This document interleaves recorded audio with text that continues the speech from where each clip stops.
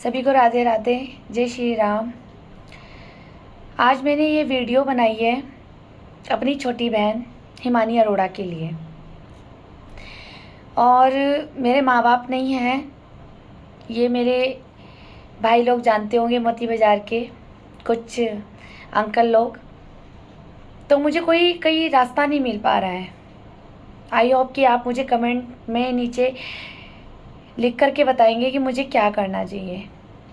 मैं समाज से, अपनी बहनों से, अपनी माताओं से, अपनी दादी से, बुआ से, अपने चाचा ताऊ, जितने भी बाज़ार के बड़े लोग, बुज़ुर्ग लोग हैं, मेरे भाई लोग जो हैं, मुझे आप एक बात बताएंगे कि बालिग होने का मतलब ये होता है कि आप अपनी लाइफ जी सकते हैं। एक्चुअली क्या है ना कि मेरी बहन हिमानी लॉकडाउन से मुझसे संपर्क में नहीं है। मुझे उसका कुछ नहीं पता होता, वो कहाँ है, कैसी है। कोई कांटेक्ट में नहीं है, कोई व्हाट्सएप पे नहीं है, कोई कॉल पे नहीं है। उसने मुझे 5 साल से ब्लॉक किया हुआ है। और उसका ये कहना है कि वो बहुत बड़ी हो गई है और मैं उसकी लाइफ में इंटरफियर नहीं करूं। मैं आप लोगों को एक बात बताना चाहती हूँ। जब 2010 में मेरे पापा जी एक्सपायर हुए, एम्बुलेंस में हुए थे। मैं खुद उनको दिल्ली लेके जा रही थी। तो मेरे पापा ने मुझे बेचल हॉस्पिटल में ही ये बोल दिया था कि मैं उस घर का बेटा हूँ और तुझे मेरी जिम्मेदारी लेनी है।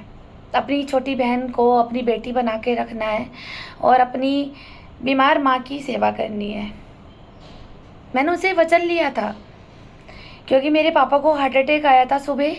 तो हम इस कारण उनको बेचल हॉस्पिटल ले गए थे। मेरे पापा बेचल में जॉब करते थे, आधे लोगों को शायद पता भी नहीं होगा। लेकिन जब उनकी तबीयत बिगड़ी, वो ज़्यादा एडमिट भी कहाँ हुए, सुबह एडमिट हुए और शाम तक उनकी तबीयत बिगड़ गई। बेचल के हॉस्पिटल के डॉक्टर ने उन्हें रेफ़र कर दिया था अपोलो हॉस्पिटल।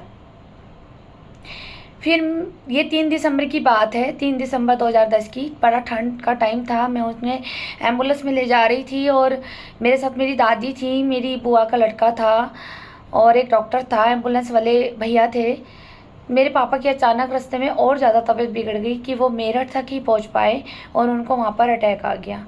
उस दौरान वो मुझसे ये बात करते गए थोड़ा बहुत कि हिमानी का ध्यान रखना है, मम्मी का ध्यान रखना है और मैंने तुम लोगों के लिए बहुत सही कर दिया है। तुम्हें मेरे जाने के बाद कोई दिक्कत परेशानी नहीं होगी। उस वक्त मुझे नहीं पता था कि मेरे पापा जो ये आज बात कर रहे हैं, ये आखिरी मुलाकात है पापा से। और मुझे कुछ भी नहीं पता था क्या होती है मौत। मैंने वो हादसा अपने सामने देखा एम्बुलेंस में, जब उनके प्राण उनके निकले। वो दर्द मैं आज भी नहीं भूलती हूँ। लेकिन मैं अपनी जिम्मेदारी पूरी निभा रही हूँ। लेकिन मेरी बहन कुछ लोगों के कहने पे, कुछ पड़ोसियों के कहने पे, कुछ रिश्तेदारों के कहने पे वो मेरे इतने खिलाफ़ हो गई है कि मैं उसकी सारी बदतमीजी बर्दाश्त करती चली गई, ये सोच करके कि नहीं, मेरे पापा मेरे ऊपर एक जिम्मेदारी छोड़ के गए हैं। मुझे इसकी शादी करनी है, मुझे एक अच्छे ख़ानदान में उसकी शादी करनी है, एक प्यारा सा दामाद लाना है, वो भी एक बेटा ही है। और मेरे पास भी संतान नहीं है, मैंने तो इसको माँ बन के ही पाला है। मेरे मोहल्ले के और बाज़ार के लोग तो जानते ही हैं कि वो मुझसे कितनी छोटी है। लेकिन उसने मुझे साथ ऐसी गद्दारी करी कि मुझे सुनने में ये सब आया है कि मेरे शादी के बाद, जब 2010 में पापा का देहांत हुआ, 2012 में मैंने शादी करी, तो मेरे जाने के बाद वो थोड़ा बहुत मेरे से संपर्क में रहती थी, मेरे पास भी रहती थी। मैंने उसे अपनी बेटी बना के रखा। मैंने कभी उसे कभी बहन समझा ही नहीं, क्योंकि वो मुझसे इतनी छोटी है, 15 साल छोटी है वो मुझसे, कि मैंने अपनी बेटी बना के रखा था। इसी चक्कर में मैंने भी कोई इतना बच्चा अडॉप्ट नहीं करा। मेरे को ऑटोइम्यून डिजीज़ है, तो जिसके कारण मुझे संतान नहीं हो पाई। लेकिन मैंने बच्चा अडॉप्ट ही नहीं करा इसी चक्कर में कि नहीं, जब परमात्मा ने मुझे एक बच्चा, एक बेटी दे रखी है, इतना बड़ा पुण्य मुझे दे रखा है कि मैं इसकी शादी करूँगी, मैं इसके लिए सब कुछ सपने संजो के रखती थी। मैंने क्या शादी के बाद भी इसके लिए सब कुछ जोड़ के रखा कि नहीं, मैंने शादी करनी है, दामाद आएगा, मुझे बड़ी धूमधाम से शादी करनी है, पूरे हरिद्वार में ऐसी शादी करके दिखाऊंगी जैसे किसी मंत्री की बेटी की शादी हुई है। लेकिन इस लड़की ने जब लॉकडाउन लगा, इसने मेरे दिल के टुकड़े कर दिए। इसने मुझे पिता के घर आने के लिए मना कर दिया। हालांकि जब मेरे पास संतान ही नहीं है तो सोचो मैं किसके लिए इकट्ठा करूँगी। सोच रहे हो आप, मेरे पास तो खुद अपना मकान है, एक यहाँ है और एक देहरादून में। लेकिन ऐसे कुछ भूमाफिया हमारे पीछे लग गए, चाहे उसमें हम महिलाएं कह लें, चाहे उसमें हम जेंट्स कह लें। मेरी बहन के इतने कान भरे हुए हैं, मेरे अपोजिट कर दिया है इतना कि वो मेरी इतनी सी भी बात सुनने को राजी नहीं होती। मैं अपनी जिम्मेदारी इसलिए निभाती हूँ क्योंकि मैंने अपने पिता को वचन दिया था। जिस तरह से मेरा दिल तोड़ती है, जिस तरह से मेरे से बदतमीजी करती है, जिस तरह से ये बाहर मेरी शादी के बाद जाने के बाद मुझे पता लगा है कि ये बाहर खड़े होकर रोती थी, ड्रामे करती थी कि मेरी बहन सारा पैसा ले गई है, सब कुछ ले गई है, मैं रोटी कहाँ से खाऊं, मैं कहाँ रहूं। करें उसने ड्रामे, ये खबर मुझे मिल गई है। मैं ये पूछना चाहूँगी अपनी बहन से कि अगर आज हमारे पिताजी कोई पैसा रुपया नहीं छोड़ के जाते, कोई एफडियाँ नहीं छोड़ के जाते, मकान नहीं होते, जिन लोगों के रेंट के मकान हैं, अगर हम भी उस घर में नहीं होते, तो क्या मेरी बहन, तू बता क्या करती? बता, तू उस पिता को कोसती कि जो दुनिया में नहीं है, या तू भीख मांग के खाती? मैं होती तो मैं तो भीख मांग के खा लेती, मैं भीख मांग के खा लेती, मैं गुरुद्वारे में सेवा करके खा लेती, मैं किसी के बर्तन मांज के खा लेती अगर मैं पढ़ी लिखी नहीं होती। पिताजी ने हम दोनों को पढ़ाया है, सक्षम किया है। क्या हम एक नौकरी नहीं कर सकते? क्या हम अपने पैरों पे स्टैंड नहीं हो सकते? जो पिता अपनी एक बनी बनाई इज्जत बना के गए हैं, हमारे दादा, चाचा, हमारे पापा, तो क्या हम लोग अपनी पढ़ाई से, क्या हमें हरिद्वार में नौकरी नहीं मिलती? बताइए। आज ये लड़की 5 साल से मेरी आंखों से ओझल है। अगर मैं घर में या उस मोहल्ले में घुसती हूँ तो मुझे गाली देती है। मेरे लिए जाल बिछा रखा है कि मेरी बहन आए तो इससे लड़ो, और वहाँ के 2-3 लड़के मुझसे लड़े भी है। वक्त आने पे मैं वो भी नाम बोलूँगी जिनको मैं महिला हेल्पलाइन भी ले गई थी। वो सुन रहा होगा वो लड़का मुझे। मैं अपने पिता के घर में नहीं आ सकती। मेरे लिए पूरी प्लानिंग, पूरा जाल बिछाया जाता है कि अगर मैंने मानसरोवर होटल में या हनुमान घाट की तरफ से एंट्री कर ली तो मेरी बहन को पहले फ़ोन पहुंच जाता है कि तेरी बहन आ गई। ऐसे करते करते 5 साल हो गए, मुझे मिलने नहीं दिया। और अगर इत्तेफाक से वो मुझे कभी दिख भी जाती है तो वो ऐसे रहती है जैसे वो पाकिस्तान को देख लिया हो। जैसे एक कुत्ता बिल्ली को देख लेता है ना, वो मुझे ऐसे देखती है। मैं तमाशा नहीं दिखाती, मुझे शौक़ नहीं है लड़ने का। मैं सिर्फ अपने पिता की इज्जत के लिए चुप रहती हूँ, और मेरे पिताजी ने मुझे लड़ना नहीं सिखाया। हाँ, कानून सीखे मैंने वक्त आने पे, क्योंकि जिसके सर पे पिता नहीं होते तो वो बहुत कुछ सीख जाता है ना फिर। तो अपनी सुरक्षा के लिए तो मैंने बहुत चीज़ें सीखी। लेकिन सबने मुझे कहा, बहुत लोगों ने, कि तेरा भी अधिकार है उस मकान में, तू वो भी अपना ताला लगा दे, तू कोर्ट चली जा, कोर्ट से हिस्से ले ले, दीवार कर ले। कुछ भूमाफियों ने कह दिया कि हम लोग वारिस नहीं हैं। कुछ ने, मेरी बहन तक ने कह दिया था कि शादी के बाद तो कोई राइट ही नहीं होता पिता के घर में आने का। मैं उस बहन से पूछूँ कल, क्या तू इसलिए शादी नहीं करती थी कि तुझे मकान में रहना था, या तेरी शादी हो जाती तो इसका मतलब उस घर में ताले लग जाते? ठीक, अपनी ही कुकर्मों पे पर्दा डालने के लिए अपनी बड़ी बहन को बदनाम करती है। मैं इस समाज से पूछना चाहूँगी, क्या मेरा कोई राइट नहीं है बहन से ये पूछने का कि तू कहाँ रहती है? तेरे घर में ताले लगे रहते हैं, तू कौन से रिश्तेदार के घर रहती है? तू मेरा नाम लेके रह रही थी पहले कि मैं देहरादून रहती हूँ। मेरे पास ये 5 साल से लड़की नहीं है। मेरा 2020 में देहरादून में नया मकान बन गया था। ये उस मकान में एक दिन भी नहीं रही है, क्योंकि तब तो बन रहा था। तब एक बार ये मेरे साथ गई है। उससे पहले जब मैंने भूमि भूमि पूजन में भी नहीं थी। जब मैंने प्लॉट लिया था तो मैं इसे दिखाने गई थी, ये प्लॉट लिया है। उसके बाद ये लड़की ना मुझे आने देती है, ना मेरे घर आती है, ना मेरे को व्हाट्सअप करती है, ना मुझे कॉल करती है। मैं किसी अन्य का फ़ोन लेकर के अगर कॉल कर दूं और ये मेरी आवाज़ सुन के तुरंत फ़ोन काट देती है। तो मैं रीज़न जानना चाहती हूँ, क्या इतनी नफरत हो सकती है किसी बहन से? और अगर मैं इसका सारा पैसा लेके भाग गई हूँ तो इसने मेरी पुलिस में कंप्लेंट क्यों नहीं करी? हमारे मोती बाजार से बड़ी कोतवाली ज़्यादा दूर नहीं है, आप सब जानते हैं। तो उसने जा कर के पुलिस में रिपोर्ट क्यों नहीं करी कि मेरी बहन मेरा सारा पैसा ले गई है जो पापा ने हम दोनों का करा था, तो मैं रोटी कहाँ से खाऊं? राइट? कानून सबके लिए एक बराबर है। मेरी रिपोर्ट करती तो मैं इसको हिस्सा भी देती ना। मैं अपनी बहन को, अपनी एक बच्ची को भूखा मरने दूंगी? जिसमें मैंने ये भी एक ऑप्शन रखा हुआ था कि जितने पैसे तेरे को कम पड़ते हैं मुझसे लिया कर। करते भी थे। मैंने क्या नहीं करा इसके लिए, क्या नहीं करा, ये दुनिया हमारा मोहल्ला जानता होगा। ठीक है, मैं इसके लिए महंगे महंगे मोबाइल दे रही हूँ, इसे कपड़े दे रही हूँ, इसका बर्थडे कर रही हूँ, इसकी फरमाइशें पूरी कर रही हूँ। दुनिया मुझे जानती भी होगी। मैं रोज़ आती थी पहले इसको सब सामान देने। इतना तक कह दिया था कि कुछ भी लेना हो तो रोड़ा पंसारी अंकल जो हैं उनकी दुकान से तो मेरा नाम लेके ले लिया कर। चाहे बिल 5,000 का बने, चाहे 10,000 का बने, वो बिल मैं दूँगी। मेरा नाम लेके ले लिया करो, मेरी बात करा दिया कर। मैं गूगल से यही पेमेंट कर दूँगी क्योंकि मेरा राशन भी आज भी वहीं से ही आता है, मैं वहीं से लेती हूँ। ठीक, उस लड़की ने ना राशन लिया वहाँ से, जितना मेरे से होता था मैंने किया। अब ये लड़की मेरे आंखों से ओझल है। ठीक है, मुझे पूछने का अधिकार नहीं है।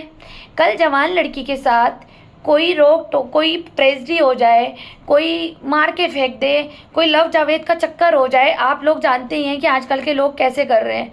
कोई इसे बाहर ले जा करके कोई इसे मार दे, कोई खाई में फेंक दे, कोई अंकिता भंडारी की तरह से कोई चीला डैम में फेंक दे। क्या मुझे इतना अधिकार नहीं है अपनी बहन से पूछने का कि कहाँ रहती है तू? आप बताएं मुझे, अगर मैं गलत हूँ तो आप मुझे कमेंट कीजिए। ठीक, क्या ये ठीक है? मेरे मम्मी पापा नहीं है, मैं अपने पापा की जगह ली है। चलो मुझे नहीं बता सकती, मेरी दादी को तो बता सकती। मेरी दादी हैं घर में, चाची हैं, भाई है हमारा, चाची का लड़का है, बुआ है, किसी के संपर्क में तो बता सकती है कि हाँ मैं इस जगह जॉब करती हूँ, इस जगह ये मेरा एड्रेस है और मैं इस जगह पे हूँ। कभी कोई दिक्कत परेशानी दुख सुख हो तो मुझे कांटेक्ट कर लें।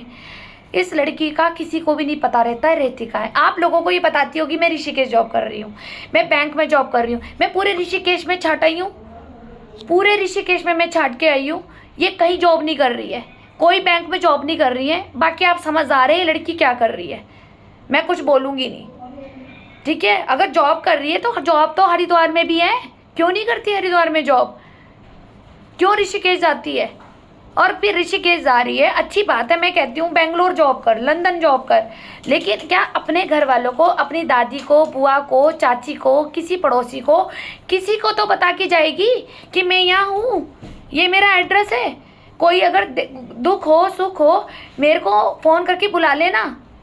क्यों नहीं बताती? मैं भी देहरादून जाती हूँ तो मैं सबको पता लगता है, मैं अपने फ्रेंड सर्किल में कि हाँ भाई मैं देहरादून हूँ, 4 दिन के लिए वहाँ रहने गई हूँ मैं।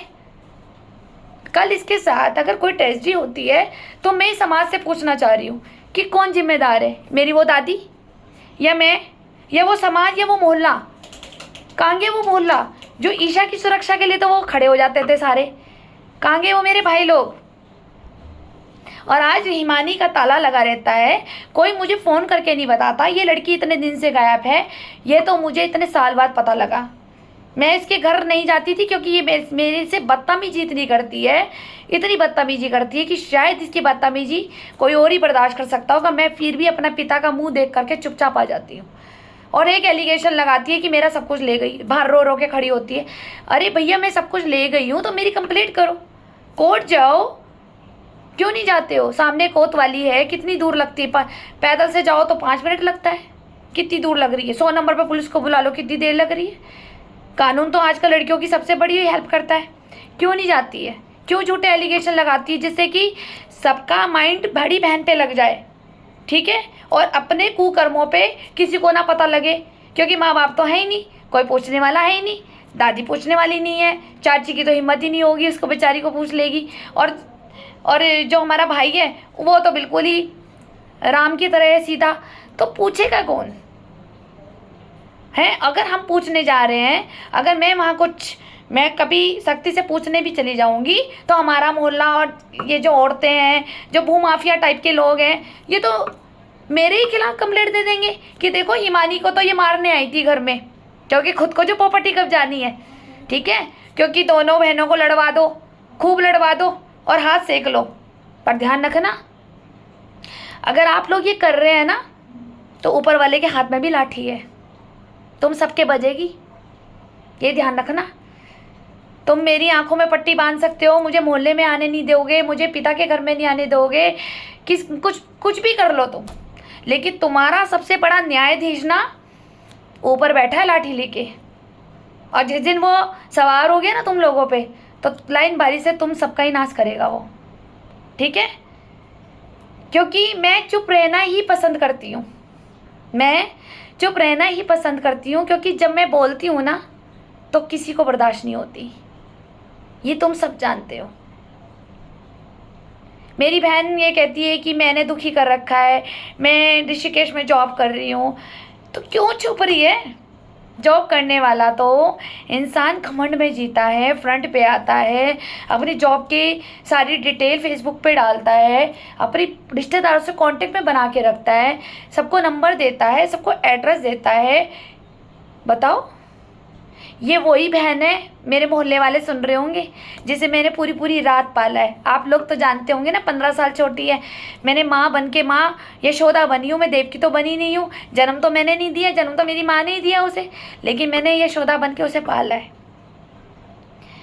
ठीक है? ये वो लड़की है जिसके लिए मैंने रातों की नींदें खराब करी अपनी, और आज वो लड़की मुझे कहती है कि मैं कौन हूँ। और हाँ, आप मोहल्ले वालों को ये भी पता होगा, हिमानी ने 3 बार सुसाइड करी थी। एक बार उसने पॉइजन खा लिया था, तब भी ये लास्ट स्टेज पर बची थी। मेरे शिव गंगा वैली हॉस्पिटल जो है, मैंने वहाँ इसे एडमिट कराया था, क्योंकि मैं पहले, ये 2011 की बात है, इसने गुस्से में, मम्मी ने कुछ कहा तो इन्हें जहर खा लिया था। इस लड़की को मैं ले लेके भागी, जिसके गवाह मेरी मानव अधिकार की टीम है पूरी, जिसके पर्चे मेरे पास है हॉस्पिटल के, जिसमें मेरे पास पूरा बिल पड़ा है, क्योंकि मैं बेचल ले गई थी। बेचल में वहाँ पे इसका कार्ड कैंसिल हो गया था पापा की डेथ के बाद, तो वहाँ उन्होंने ये भी कह दिया था कि ये बचेगी नहीं, क्योंकि इसके हार्ट ने स्पीड कम कर दी है बिल्कुल। मैं फिर भी इसे एम्बुलेंस करा के प्राइवेट हॉस्पिटल में इसे भर्ती कराया, शिव गंगा हॉस्पिटल में। फिर उसमें मैंने इतना पैसा इसको लगाया, ठीक है, लगभग समथिंग 1 लाख रुपए तक लग गया था इसका 3 दिन में। उसके बाद ये लड़की कहती है कि वो मेरा नसीब था कि जो मैं बच गई। आप मुझे ये जवाब देंगे नीचे कमेंट सेक्शन में कि अगर मैं इसको टाइम पे हॉस्पिटल लेके नहीं जाती तो क्या इसकी ज़िंदगी बच जाती? जिस तरह से डॉक्टर, बेचल के डॉक्टर ने लिख दिया था कि ये बचेगी नहीं। मैं इसके लिए खूब रोई तड़पी, मैं इसको वहाँ ले गई, पूरा मैंने डॉक्टर से कह दिया था कि अब पैसा जितना लगता लगे, इसे बचा दो किसी भी तरीके से। ये लड़की को ठीक करा के मैं घर लाई। आज इसकी इतनी बड़ी जुबान होती है कि वो मेरा नसीब था जो मैं बच गई। मैं आप लोगों से पूछना चाहती हूँ कि अगर मैं इसे हॉस्पिटल लेके नहीं जाती तो क्या ये बच जाती? इस लड़की ने मेरे इस किए किराए पे भी पानी फेर दिया। और अगर मुझे प्रॉपर्टी का लालच होता, ये पापा के सारे पैसों से लालच होता, तो क्या मैं इसे हॉस्पिटल ले जाके बचाती? मैं तो इसे मरने का इंतज़ार करती कि जल्दी मरे और मैं अकेली वारिस बनूंगी इस घर की। मैं इसके लिए धक्के खाती थी, पूछना आप, और पता भी होगा मोहल्ले में लोगों को। फिर दूसरी बार इनने मेरी शादी हो गई थी, तो मेरी मम्मी से कुछ बात हो गई होगी इसकी, तो इसने हाथ काट लिया था। एक बार इनने गंगा जी में कूदने की कोशिश करी, तो ये तो ऐसे ही ब्लैकमेल करती है। और इसी कारण मैं भी नहीं आती, क्योंकि इसने यही कह दिया था कि अगर तू मुझे परेशान करेगी तो मैं आत्महत्या कर लूँगी तेरा नाम लिख करके, तो और तू जेल में जाएगी, तेरा पति जेल में जाएगा। तो क्या करेगी बंदा? जिसने 3 बार पहले कर लिया तो चौथी बार भी डर लगा हमें, मैंने जाना छोड़ दिया। तो ये तो इस तरह से अपनी मनमानी करने के लिए ये तो कांड करती आई है, और 5 साल से कांटेक्ट में नहीं है। किसी को बोलती है मैं बहन के साथ देहरादून रह रही हूँ, और मेरे को और मोहल्ले को बोलती है कि मैं ऋषिकेश जॉब कर रही हूँ। भाई जॉब कर रही है तो क्या मुझे जॉब कहाँ कर रही है, कितनी सैलरी में कर रही है, क्या कर रही है, किसके साथ रह रही है, क्या मुझे अधिकार नहीं है? आप मुझे बताएं। मेरे माता पिता नहीं है, पिताजी मुझे वो जिम्मेदारी दे के गए हैं, शादी ये कर नहीं रही है, ठीक है, 30 साल की होने को हो रही है, तो आप क्या समझ रहे हैं? कहाँ है ये लड़की? कोई ढूंढ के बताएगा मुझे, कोई भी ढूंढे। और जब भी मिलती है ये हमारे जो व्यापारी हैं दीपक खन्ना, जिसकी वेद की दुकान है हाथी खाना नगर के बराबर में, ये इसका मुझे लगता है कोई चक्कर है इससे। ये लड़की जब भी मिलती है मुझे वहीं मिलती है। यही घर में आग लगाता है ये आदमी, इसी ने कान भर दिए, इसी ने कहीं छुपा रखी मेरी बहन।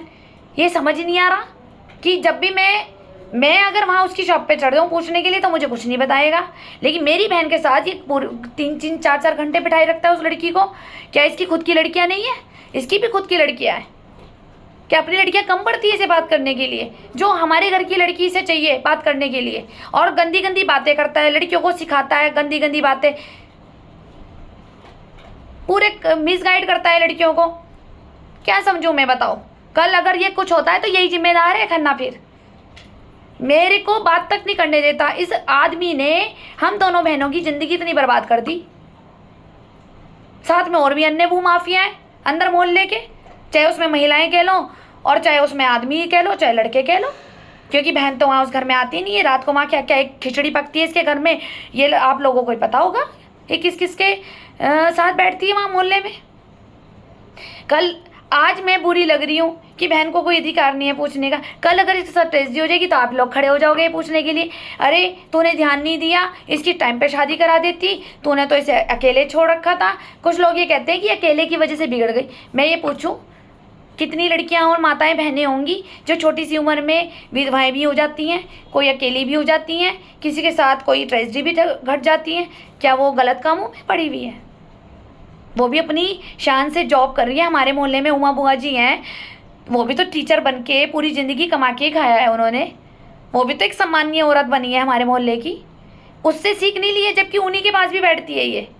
उससे सीख नहीं ली है इन्होंने हमेशा नेगेटिव ही लोगों से सीख ली है कि कहाँ जाना है, घर को कैसे पागल बना के निकलना है यहाँ से।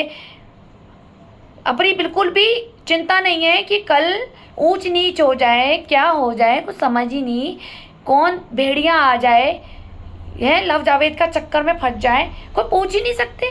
अगर किसी के माध्यम से भी फ़ोन करो तो उसको भी गाली दे देती है। भाई इतनी बड़ी, क्या मैं गवर्नमेंट से कहना चाहती हूँ, जो हमारा संविधान बना हुआ है कि 18 साल पे हमें एक लीगल वो मिल जाता है, क्या बोलते हैं, प्रमाण पत्र, कि भाई हम बारिश हो गए, राइट। क्या बारिश होने का मतलब ये होता है कि आप अपने खानदान की मर्यादा भूल जाओ? बताइए ना। बारिश होने का एक कोर्ट ने संविधान बना दिया है पक्के वाला कि ठीक है 18 साल से पहले एक बाल विवाह नहीं होगा, जो हमारे पहले समाज में बाल विवाह किया जाता था।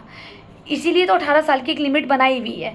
पर इसका मतलब ये नहीं होता कि 18 साल की लिमिट आप क्रॉस करते हैं तो आप अपने माता पिता की धज्जियाँ उड़ा दें, वो समाज में ना रहें जिंदा, तो उनके एक दाग लगा जाए, अपने भाई बहनों पे दाग लगा जाए, पूरे जो फैमिलीज़ हैं, फैमिलीज़ में जो भी बुआ चाची ताई रिश्तेदार होते हैं उनकी फैमिलीज़ पे दाग लगा जाए।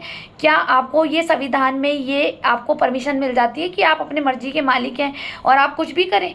क्या आप अपनी मर्यादा को उल्लंघन करें? चाहे कुछ भी, आप कुछ भी कर सकते हैं। इसका मतलब अगर आप ये कुछ भी कर सकते हैं तो मैं फिर ये संविधान से कहूँगी ना, फिर डाइवोर्स भी क्यों बनाए हैं? फिर तो महिलाएं भी कितने भी पुरुष के पास जा सकती हैं और पुरुष भी कितने महिलाओं के पास जा सकते हैं। फिर क्यों डाइवोर्स केस बना रहे हो आप लोग? फिर मत बनाओ ना, जब आपने ये एक लीगल संविधान बना दिया है कि 18 साल के बाद कुछ भी कर सकता है बच्चा। क्या 18 साल के बाद क्या ये मर्यादाएं तोड़ने के लिए नियम बनाए हुए हैं? मुझे बताएं आप नीचे कमेंट में। आपको बुरी लग रही होगी ये बातें, आप मुझे बताएं कि 18 साल में आपको परमिशन मिल गई कि आप अपनी मर्जी से ना कहीं भी घूमो, कोई घर में आप रात को 1-1 बजे आओ, चोरी से रात को 1-2 बजे आओ और सुबह 4 बजे निकल जाओ, दादी को ना पता चले, बहन को ना पता चले, और कल कोई कांड हो जाए तो घर वालों को ये नहीं पता कहाँ मार के फेंक दिया, कि पता लगा लाश भी नहीं मिली शमशान घाट में ले जाने के लिए, कुत्ते खा रहे हैं उसकी लाश को सड़क पे। पर इस लड़की को कुछ सबक नहीं मिल रहा। अभी हमारे बीच में एक द केरला स्टोरी फिल्म भी आई थी, उससे भी सबक नहीं मिल रहा है हमारे लड़कियों को। तो आप मुझे बताएं कि यह संविधान गलत बन गया है या हमारे बच्चे आजकल बिगड़ गए इतने? क्या करना चाहिए ऐसे बच्चों के साथ? मोहल्ला सपोर्ट में नहीं है, भाई सपोर्ट में नहीं है, बाजार सपोर्ट में नहीं है। क्यों भाई? आप दूसरे की लड़की को चाहते हो कि वो बर्बाद हो जाए। अपनी लड़की पे जब बीतेगी तो फिर कैंडल मार्च लेके निकलते हैं आप लोग। तभी तो हमारा कानून अंधा हो चुका है। कानून भी किस किस को न्याय देगा?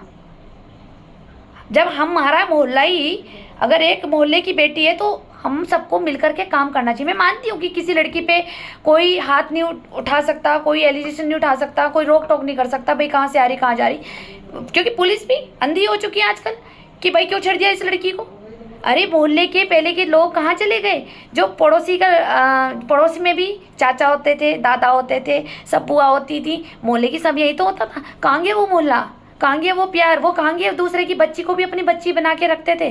कहाँ गया वो? कहाँ गए वो सबके संस्कार? मुझे आप बताएंगे? मैं भी उसी मोहल्ले से पली हूँ। तब तो आप अपनी ईशा का बड़ा ध्यान रखते थे। वही ईशा की बहन है, आप बिल्कुल भी ध्यान नहीं रखते। मैं तो समाज से यही कहूँगी, मेरी बहन कहाँ आ रही कहाँ जा रही। आप लोगों को भी राइट है, आप भी उसके भाई हैं, पापा हैं, चाचा हैं, दादी हैं, बुआ हैं, आप भी तो मोहल्ले के हैं। अगर आपके एक मोहल्ले में ये परेशानी है, ये भी लड़की आपको नज़र नहीं आती है, तो आप मुझे सपोर्ट करें। फिर मैं आपके साथ ही मिलकर से पूछूंगी ना कहाँ रहती है, कहाँ आती है। पर नहीं, तुमने तो पूरा जाल बिछाया हुआ है। मैं इसके पास पूछूंगी तो तुम तो कह दोगे देखो ईशा आई थी और बहन को मार गई, और पुलिस कंप्लेंट आप करा देंगे, क्योंकि आप खुद चाहते हैं दूसरे के बच्चे की ज़िंदगी बर्बाद हो जाए। लेकिन ध्यान रखना, परमात्मा सब देखता है। उसकी लाठी में देर है पर बजेगी ज़रूर। बस मैं आपको यही कहना चाहती थी।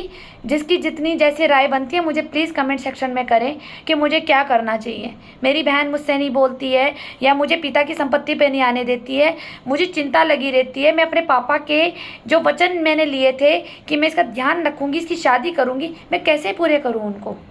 क्या मुँह दिखाऊँगी मैं अपने पापा को कि मैंने तुम्हारी एक बेटी को बिल्कुल ही फ्री छोड़ दिया था, इस डर से कि वो मुझे बदतमीजी बोलती है, गंद बोलती है, मेरे ऊपर एलिगेशन लगाती है, मुझ पर चिल्लाती है ऊंची आवाज़ में, जबकि उसको खुद को पता है मेरी बहन एक हार्ट पेशेंट है। मेरे ऊपर इतनी लाउडली आवाज़ कर लेती है कि मैं उसकी आवाज़ से डर जाती हूँ और मैं आ जाती हूँ चुपचाप। क्या करूँ मैं बताऊँ? मैं पुलिस में जाऊँगी तो आप लोग ये कहोगे कि देखो पुलिस में चली गई, बहनों बहनों में नहीं बनी। क्या कर सकता है बंदा? लेकिन मैं भी कब तक चुप बैठूँगी? कभी तो मैं भी करूँगी। कल अगर मेरी बहन मर गई तो आप लोगों को कोई दुख होगा? आपको तो मज़ा आ जाएगा भू माफिया लोगों को कि अच्छा एक बहन मर गई तो जल्दी से प्रॉपर्टी हड़पी जाएगी अब सस्ते में। लेकिन आपको ये नहीं पता कि वो मर जाएगी तो उसकी बड़ी बहन की ज़िंदगी टूट जाएगी, खराबी हो जाएगी एक तरह की। क्योंकि दर्द तो मुझे होगा ना, क्योंकि खून हमारा ही है वो।